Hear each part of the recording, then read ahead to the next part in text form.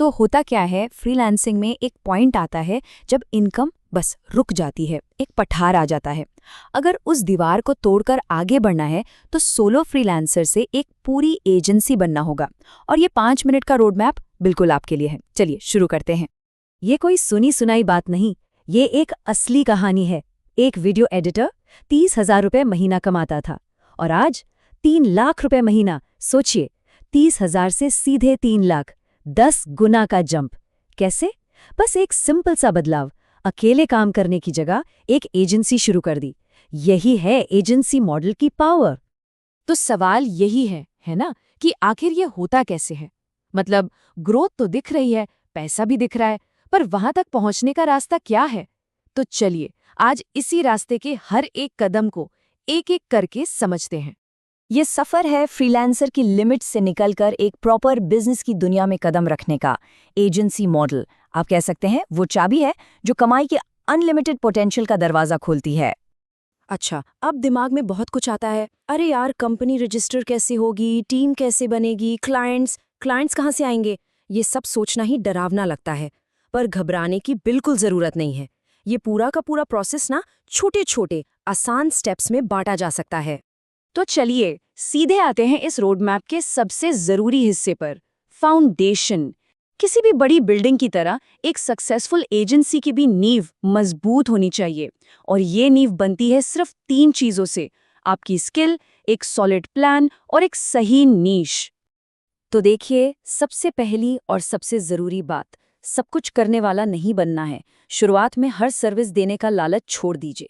बस एक चीज़, कोई एक सर्विस पकड़िए और उसमें एकदम बादशाह बन जाइए। मतलब लोग आपको उसी काम के लिए जाने, यही आपका यूएसपी बनेगा। और हाँ, ये प्लान सिर्फ दिमाग में नहीं होना चाहिए, उसे कागज पर उतारिए। अगले 3 महीने में क्या करना है, 6 महीने में कहाँ पहुँचना है, 9 महीने का टारगेट क्या है। जब आप ये सब लिख लेते हैं ना, तो वो सिर्फ सपने नहीं रहते, एक क्लियर रास्ता बन जाता है। अब बात आती है नीश की। यह सुनने में बड़ा फैंसी लगता है, पर है बहुत सिंपल। बस ये 3 सवाल पूछिए। पहला, आपकी स्किल की सबसे ज्यादा डिमांड किस इंडस्ट्री में है? Edtech, fitness? दूसरा, कौन सा देश आपके काम के लिए सबसे अच्छे पैसे देता है? और तीसरा, किस साइज की कंपनी आपको अफोर्ड कर सकती है? बस इन 3 सवालों के जवाब में ही आपका आइडियल क्लाइंट छिपा है। अब देखिए, सही रीजन चुनना कितना बड़ा गेम चेंजर हो सकता है। मान लीजिए कोई एक शॉर्ट वीडियो एडिट करता है। इंडिया में उसे मिलेंगे 800 से 1200 रुपए, ठीक है। पर वही काम, बिल्कुल वही काम, अगर अमेरिका या दुबई के क्लाइंट के लिए किया जाए तो मिल सकते हैं 3,000 से 5,000 रुपए। काम वही, दाम 4 गुना। जरा सोचिए इस बारे में। ओके, तो फाउंडेशन सेट हो गया, स्किल, प्लान, नीश सब रेडी हैं। अब अगला स्टेप क्या है? अगला स्टेप है मार्केट को समझना और अपनी एक ऐसी ऑनलाइन पहचान बनाना कि क्लाइंट आपको इग्नोर ही ना कर पाए। और इसके लिए एक बहुत ही कमाल का हैक है। अपने कॉम्पिटिटर्स को जानना है, उनके क्लाइंट बन जाइए। अपनी नीश के 10 एजेंसीज को कॉल कीजिए एक क्लाइंट बनकर। देखिए वो सेल्स कॉल कैसे करते हैं, कैसे फॉलो अप करते हैं। आपको मार्केट की सारी इनसाइडर जानकारी मिल जाएगी कि क्या काम करता है और क्या नहीं। और यहाँ एक प्रो टिप है, एक सर्विस बेचना बंद कीजिए। सीधे 3 महीने या 6 महीने के पैकेज बनाइए। इससे क्या होगा? इनकम स्टेबल हो जाएगी और क्लाइंट के साथ एक लॉन्ग टर्म रिलेशनशिप बनेगा।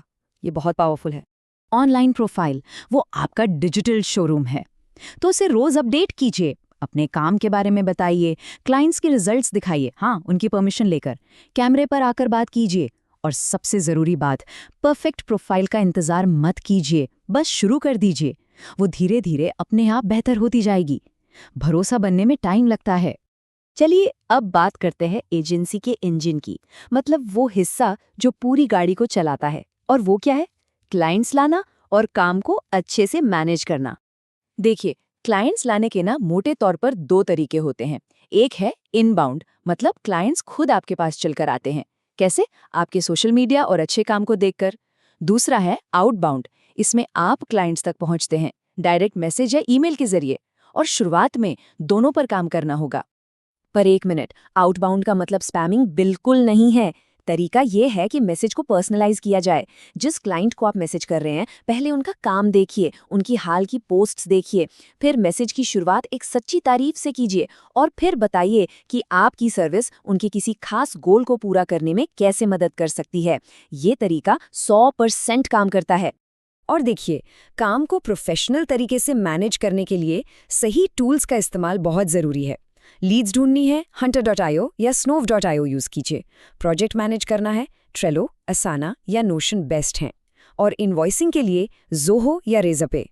इन टूल्स से आप सिर्फ एक फ्रीलांसर नहीं, बल्कि एक प्रॉपर एजेंसी की तरह दिखते हैं। तो ठीक है, अब क्लाइंट्स भी आ रहे हैं, काम भी बढ़ रहा है, जाहिर है सब कुछ अकेले तो नहीं हो सकता। तो अब वक्त है अगले लेवल पर जाने का, यानी टीम बनाना, अपने बिजनेस को सिक्योर करना और विजन को और बड़ा करना। और एक बात याद रखिए, हायरिंग एक प्रोसेस है, एक्सपेरिमेंट है। हो सकता है पहली बार में सही इंसान ना मिले, कोई बात नहीं। एक बुरे एक्सपीरियंस की वजह से एक अच्छी टीम बनाने का सपना मत छोड़िए। हर गलती आपको सिखाएगी कि आपको असल में चाहिए क्या। और अपनी टीम और बिजनेस को बचाने के लिए ये एक चीज जरूर करनी चाहिए, नॉन पोचिंग अग्रीमेंट। ये क्या है? ये बस एक लीगल क्लॉज है जो ये पक्का करता है कि आपका कोई एम्प्लॉई नौकरी छोड़ने के बाद 1-2 साल तक आपके क्लाइंट्स के साथ सीधे काम नहीं कर सकता। ये आपके बिजनेस को, आपके क्लाइंट्स को सिक्योर करता है। तो अब आखिरी सवाल, जरा सोचिए, अगर मार्केट में इतनी सारी एजेंसीज पहले से ही चल रही हैं और सक्सेसफुल हैं, तो इसका क्या मतलब है? इसका मतलब है कि डिमांड बहुत ज्यादा है, काम की कोई कमी नहीं है। कमी है तो बस पहला कदम उठाने की हिम्मत की।